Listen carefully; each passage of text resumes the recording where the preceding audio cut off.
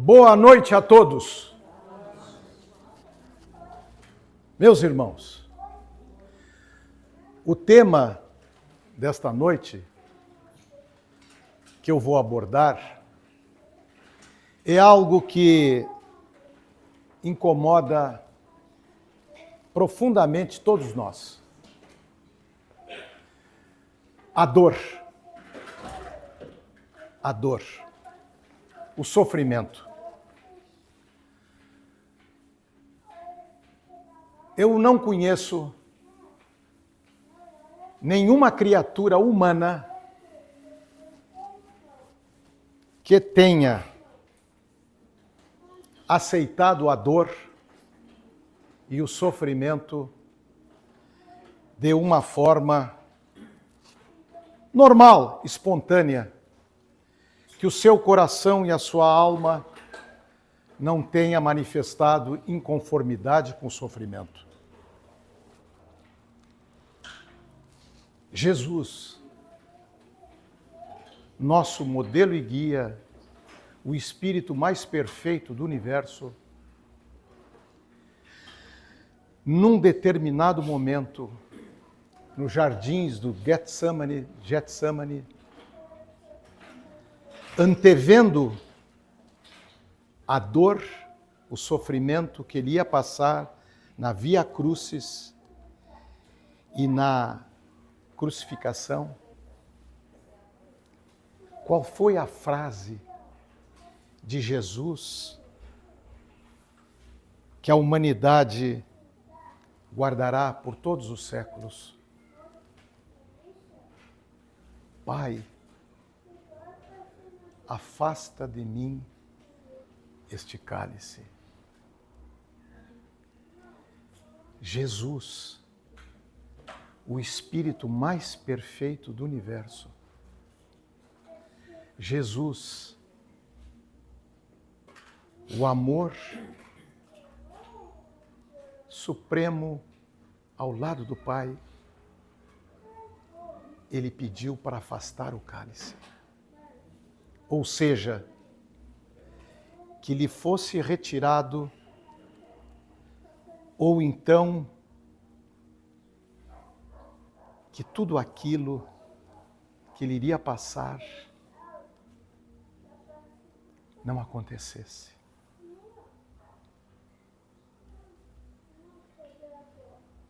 E Jesus teve que suportar o cálice de amargura, o cálice de sofrimento.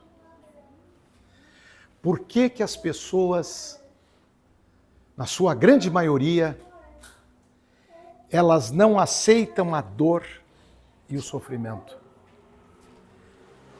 Por uma razão, meus irmãos. Porque a grande maioria de nós não conhecem o propósito da dor. As pessoas não conhecem o propósito da dor. Quem de nós, de todos os que estão aqui, e dos espíritos desencarnados que também estão aqui, algum dia, em algum momento, não se queixou de perda de ente querido, perdas afetivas, sofrimentos, desuniões entre os familiares, perdas econômicas, financeiras, que destruíram anos de trabalho. Quem de nós já não manifestou queixas por passar por esse sofrimento? Creio que todos nós. É que nós precisamos entender, compreender o propósito da dor. Eu vou dar um exemplo para vocês da seguinte maneira. Nós estamos na cidade de Canoas e nós queremos viajar para Florianópolis. Saindo de Canoas, nós queremos viajar para Florianópolis. seja de automóvel, de ônibus ou de avião, ou de bicicleta, ou até a pé, não importa. Nós queremos sair de Canoas e ir a Florianópolis. E nós fizemos a seguinte trajetória, com esses meios de transporte. Nós vamos daqui até Buenos Aires. E lá fizemos a volta para chegar em Florianópolis. Nós aumentamos em 10, 20, 30 vezes o caminho. Ao invés de seguir direto para Florianópolis, nós fomos a Buenos Aires. O que isto quer dizer? Quer dizer uma coisa só. Na medida que nós nos afastamos dos preceitos de Jesus, a caminhada é mais difícil, é mais longa. E aí surge a dor. Para uns, a dor é inexplicável. Para uns, mas como eu fui perder o meu filho?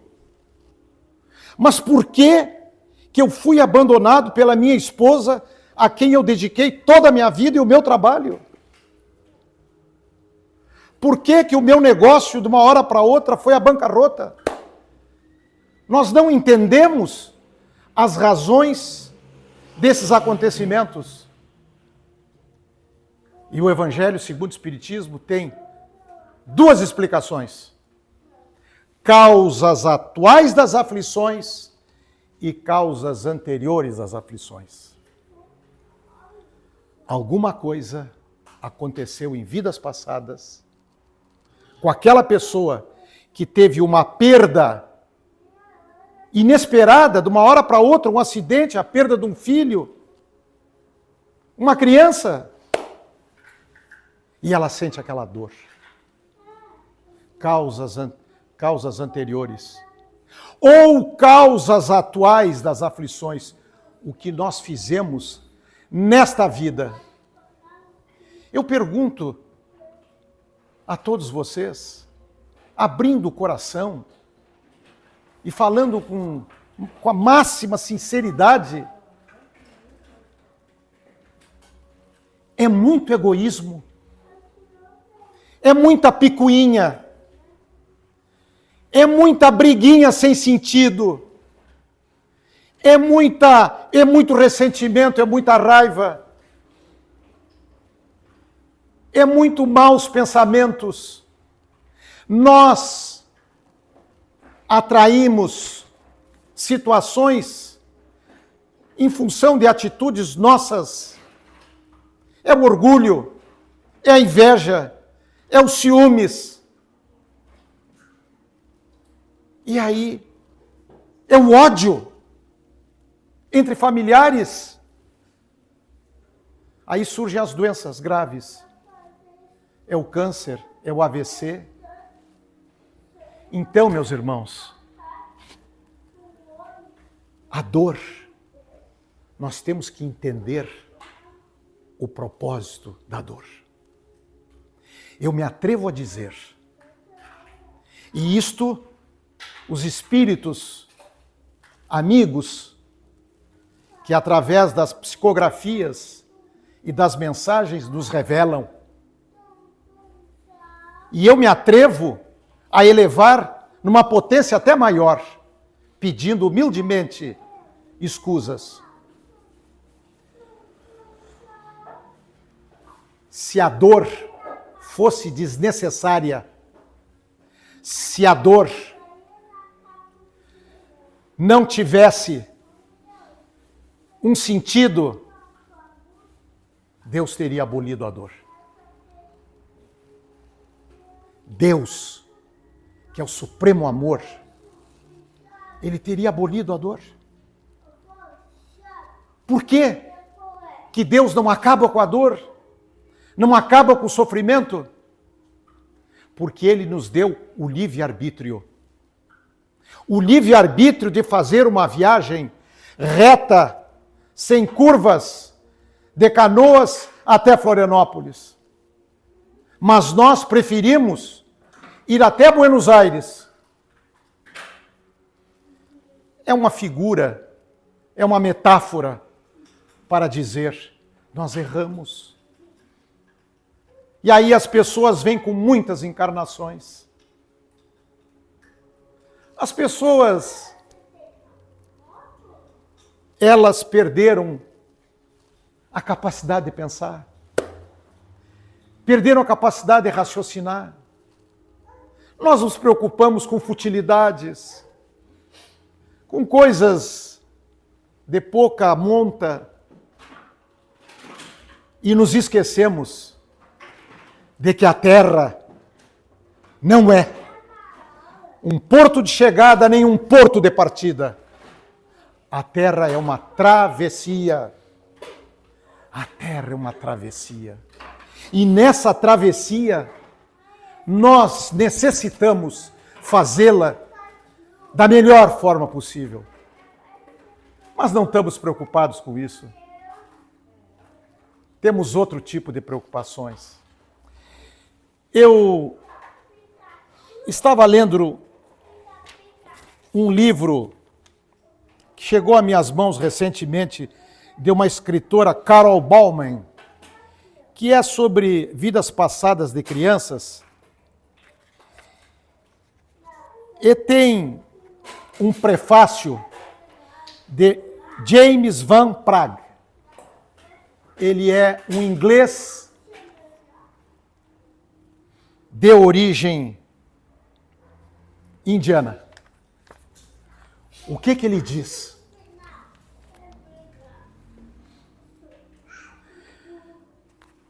O que ele diz? E como a gente vê a prova disso? O espírito é ilimitado. O nosso espírito é ilimitado. Mas nós não somos os nossos cérebros, os nossos corpos, nossas roupas ou nossas casas. Não somos nossa conta corrente bancária, nossos empregos, nossos países, nem mesmo os nossos nomes que nós estamos usando nesta encarnação. Nós somos muito mais que isso. E as pessoas não têm consciência disso. Nós somos muito mais que conta bancária, casa, roupa, fortunas, saberes. Nós somos muito mais. Nós somos seres espirituais. Nós não somos apenas matéria, só desejo. Nós somos seres espirituais. E sabe qual é a nossa língua? A nossa língua não é a língua portuguesa, nem a inglesa, nem a russa, nem outra qualquer língua que os povos se comunicam na terra. Nós somos uma língua nativa, é a língua do amor. Esta é a língua que Deus e Jesus, na sua vinda à terra, Ele quis nos transmitir a linguagem do amor. Mas não. Nós desviamos o caminho. Nós ficamos preocupados com coisas materiais. As palavras entram por um ouvido e saem pelo outro. Daqui a 2 minutos, não nos lembramos de mais nada. E aí, vamos levando, todos nós. E eu me incluo, eu não estou falando para vocês, eu me incluo em todos os equívocos e todos os erros. Vivendo vidas vazias, vidas sem sentido, vidas de brincar e não vidas verdadeiras. Uma vida verdadeira, ela não pode ficar indiferente com a dor alheia. A dor alheia é qualquer sofrimento. Não é só quem está morrendo no hospital. A dor alheia é um irmão, é um familiar, é um vizinho, é um parente, é um amigo, é um estranho que vem pedir, que vem querer respirar e desabafar alguma coisa. Mas não está acontecendo na nossa casa. Lá em casa está tudo bem, tudo está andando bem. Então, o vizinho ali tem um problema, o familiar tem tal problema, o problema é dele. Nós não damos a menor importância. Em momento algum, a gente se preocupa com o outro, com exceções, com exceções. Quem de nós hoje aqui se aproximou de qualquer uma pessoa, um engraxate, enfim, qualquer profissão, em qualquer local da nossa vida, desde que estávamos em casa e saímos de casa, e perguntou: meu amigo, minha amiga, tu estás bem? Tu estás querendo desabafar alguma coisa? Como posso te ajudar? Como é difícil a gente deixar de ser egoísta, deixar de ser orgulhoso, vaidoso, invejoso. E como se cria polêmica, polêmicas por nada. Meus amigos, numa mesa mediúnica de um centro espírita, chegam espíritos sofredores, a grande maioria. E o que fizemos numa mesa mediúnica com espíritos sofredores? Vamos lá consolá-los, encaminhá-los com carinho. Veja bem, a doutrina espírita é consoladora. Ela retira a dor, afastando o desespero. A dor continua para todos nós. Por alguma razão, estamos tendo momentos de dor. E como se consegue reduzir isso substancialmente na nossa vida? Através do amor, através da caridade moral, da caridade material, ajudando, consolando, e não sendo indiferente, virando as costas, como quem diz, isso não é comigo. Aonde no nosso meio social, no nosso meio de ação, no nosso meio familiar, se aproximar, abrir o coração, se doar um pouco, mandar longe embora o egoísmo. Os espíritos amigos nos dizem, as duas chagas da humanidade é o egoísmo e o orgulho. E atrás vem todo o resto dos problemas. E as pessoas sabem que é o amor. E muitos confundem o amor com alguém bonito, com alguém rico, com alguém muito inteligente. O amor é amar o ser humano, é ter aquele carinho pela criatura humana, e não pela forma, e não pela aparência, e sim por aquilo que a pessoa é, e não aquilo que a pessoa tem. Aqui, ao meu lado esquerdo, tem uma criança encantadora, tem uma criança linda, uma criança bonita, que é trazida para grande alegria nossa, é trazida aqui no centro, e eu tenho certeza que o espírito dessa bela criança